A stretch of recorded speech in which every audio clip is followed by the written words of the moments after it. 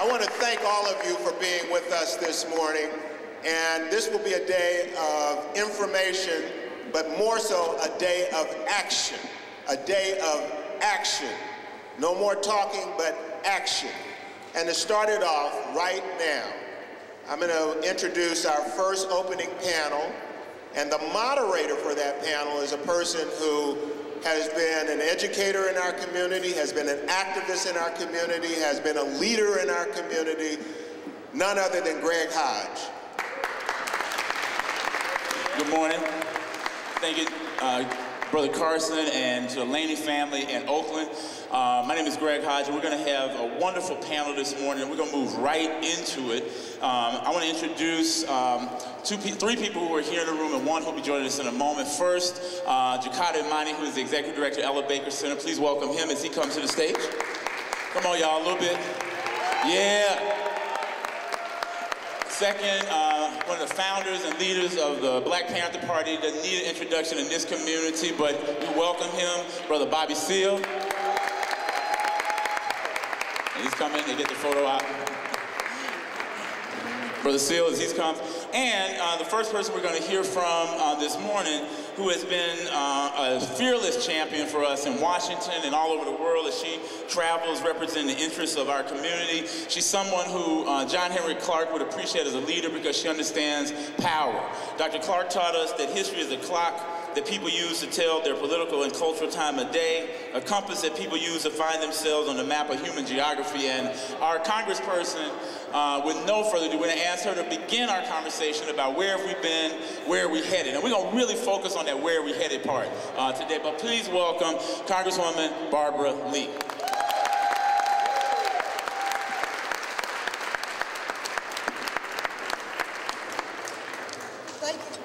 Thank you very much, and good morning.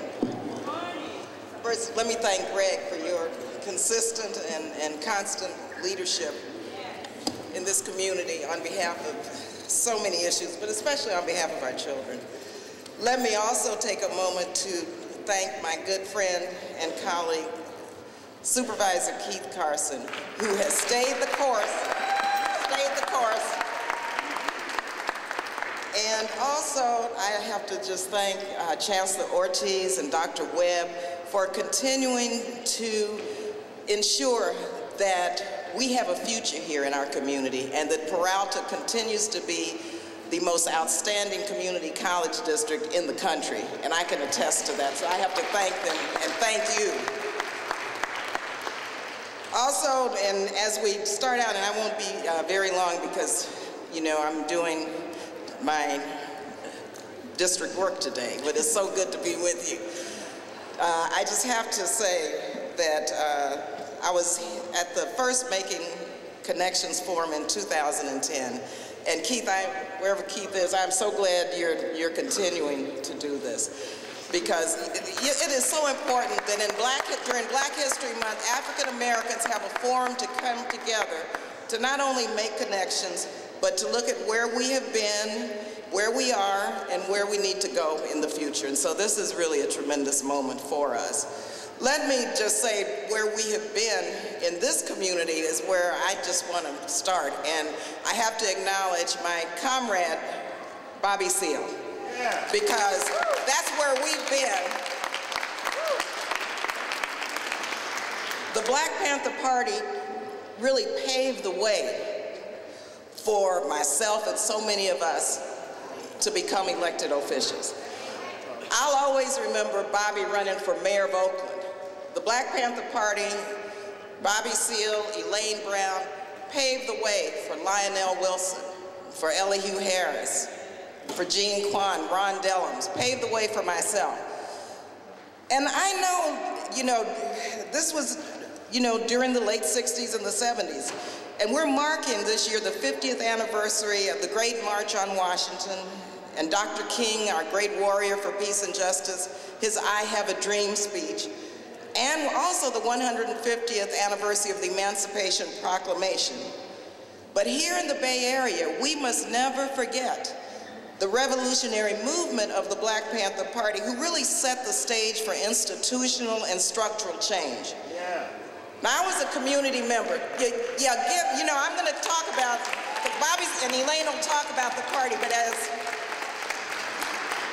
a member of Congress who benefited and learned from the Black Panther Party, I just have to share for a minute where we were then and what I saw and helped work on. First of all, the free breakfast program for children.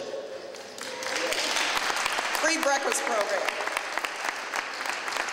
Guess what? Now we have breakfast programs sponsored by the Department of Education and the Department of Agriculture. That never would have happened had we not paved the way here for that. George Jackson Medical Clinic. You know where the concept of community clinics came from that are now a national standard or provide the national standard for healthcare? From the Black Panther Party. George Jackson Medical Center. Community Learning Center. Smaller schools, alternative education for our young African American children. You know where that movement was started? It was started right here in Oakland by the Black Panther Party. Now everyone wants to have the type of education that the party was standing for and worked for in the day. When you look at voter registration drives, and you know how hard it's been over the years to wake our people up and understand and help people understand in the Black community why voter registration, voter empowerment is essential. Well, I can tell you one thing. I remember the Black Panther Party and their voter registration efforts, and that's how I learned to do grassroots politicking, and that was voter registration, knocking on doors, precinct work. It started here with the Black Panther Party. It started here. I got involved in politics in the early 70s, and I worked with Congresswoman Shirley Chisholm. I had never registered to vote. She convinced me that as a revolutionary and someone who wanted to change the world, I should register to vote. And so I got involved in the Shirley Chisholm campaign, but guess what? The Black Panther Party did also. And they engaged in a massive voter registration effort where here in Alameda County, we took almost 8 to 10% of the vote for Shirley Chisholm for president. And now Barack Obama is president. Paved the way. Paved the way. And so I'm sharing this because when we look now at the incarceration rates of African American and Latino young men who worked on prison projects and raised the level of awareness about incarceration rates, this prison industrial complex, this cradle to the prison pipeline, who raised those issues? It was the Black Panther Party. And so I'm sharing this, and I could go on and on about this because what I'm dealing with in Congress today has to do with all of the issues that we've been fighting for here in this community for decades. And we made a lot of progress because of what you all in this community have put together over the years in terms of staying strong as the most progressive congressional district in the country. And yes, you are that. And so moving forward now to where we are, you know, I served as chair of the Congressional Black Caucus during the first 2 years that President Obama was president.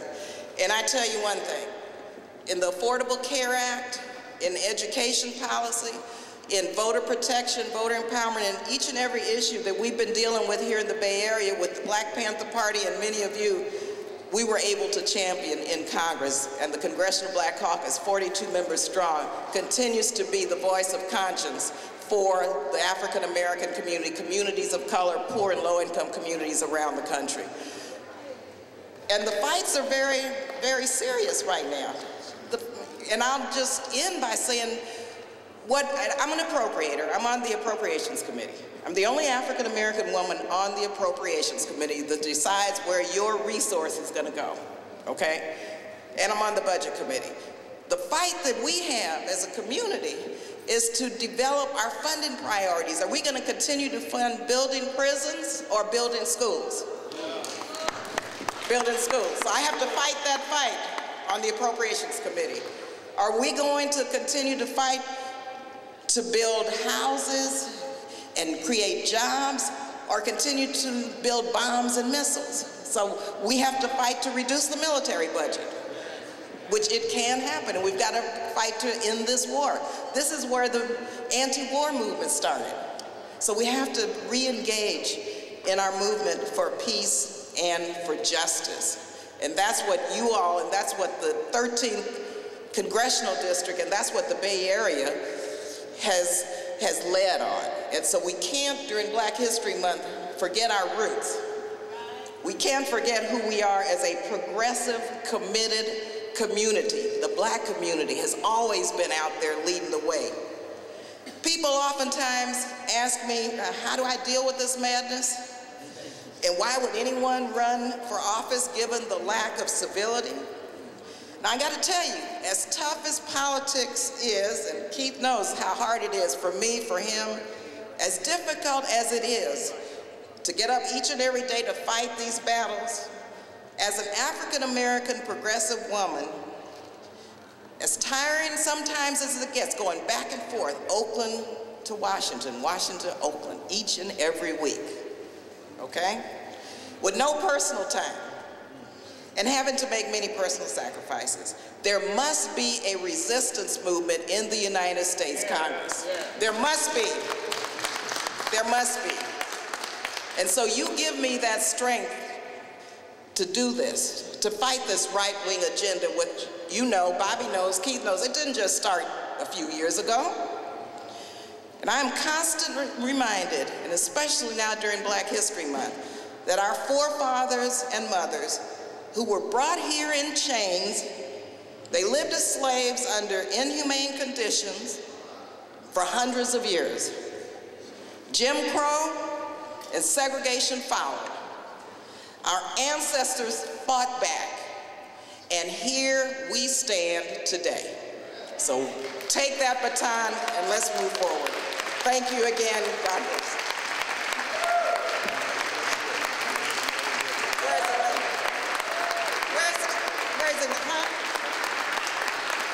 Elaine.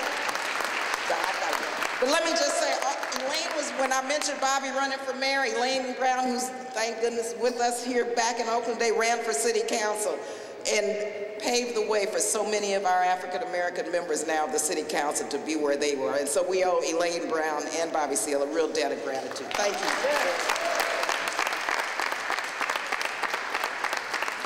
We want to thank our congressperson one more time for Barbara Lee. Give her a round of applause. She's going to have to take off here in a second.